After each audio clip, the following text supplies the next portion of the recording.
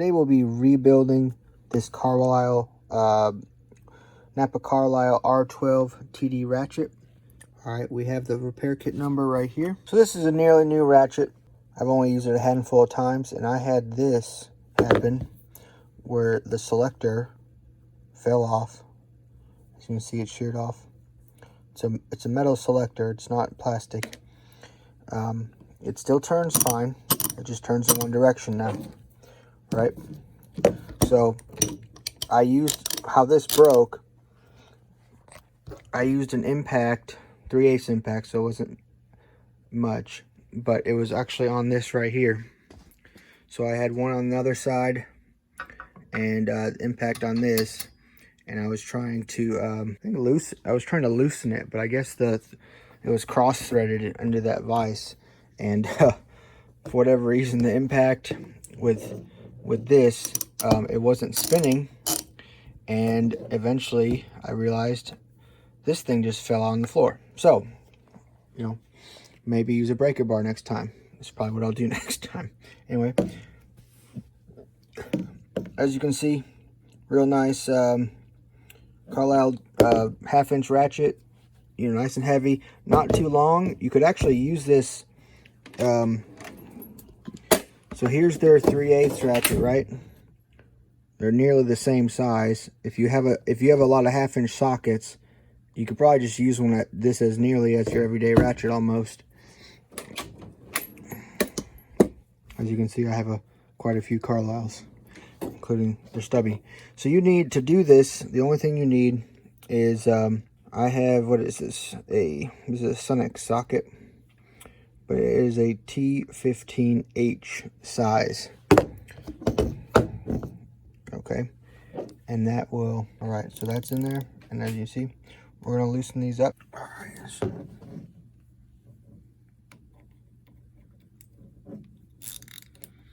right, so they're not in there that tight. Let's break them free. Do have some Loctite on there. Just blue Loctite though, so. And let's look at what we're looking at here when you pull this apart.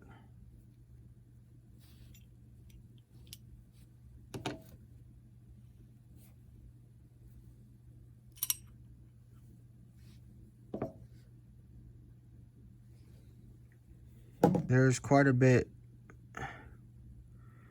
It looks like definitely some pressure and some force was put on this, even though it's still turning just fine in there.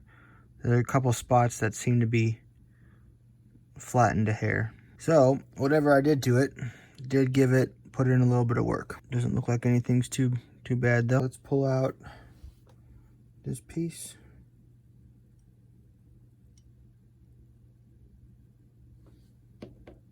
And here's the bottom half of where it wasn't happy. We're gonna save both of these. I'm gonna save both of these for just as backups, because they clearly work, and they're a little worn, but see, even here, that is 100% still usable. I could reuse this for sure.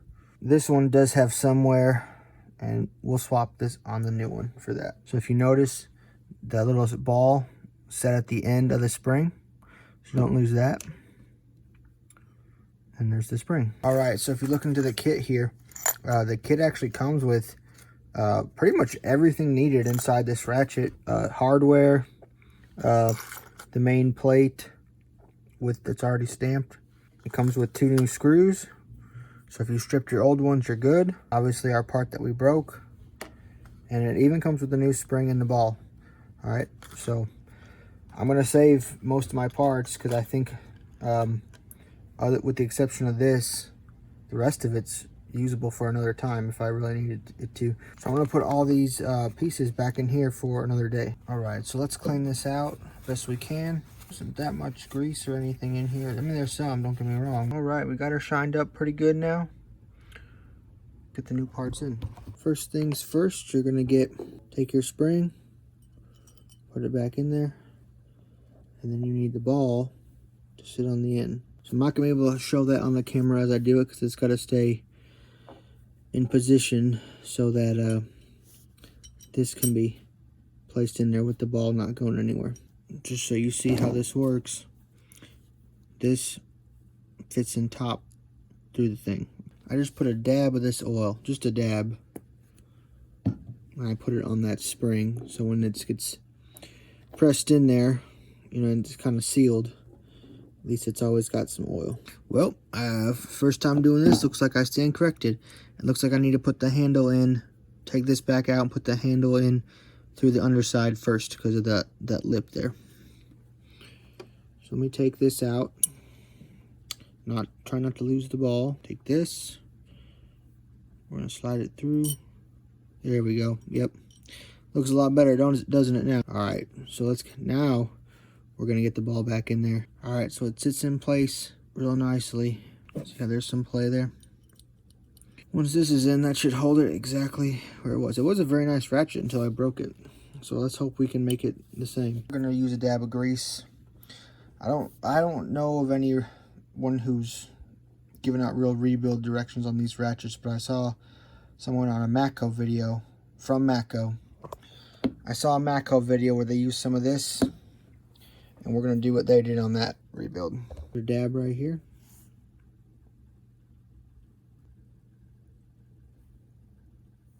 All right, I got a little bit of grease on top of here, a little bit of here. I put a little bit of grease on top of here, put a little bit in here. We're gonna set this in place now.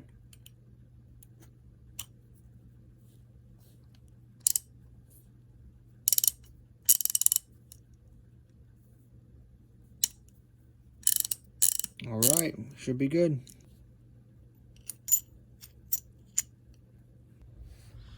All right.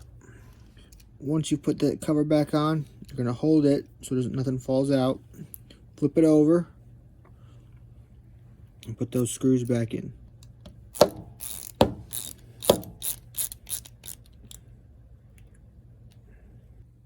All right, now this ratchet is fully rebuilt and ready to go again for hopefully this time many years of service. The rebuilt kit was maybe 18 bucks, 20 bucks, something like that. I personally think these Carlyle ratchets are built real nice, really nice, and they're worth keeping around. So I got that rebuilt kit in there. A little bit of oil. Remember, I put a little bit of the synthetic in the spring in the front, and then on the surface plates that rub the back of the kind of the housing of the head, I put a little bit of the grease. And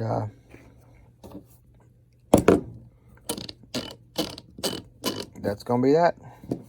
So thanks for watching this video, and we'll call this ratchet fully rebuilt. And now we can place it back into the drawer for service later on.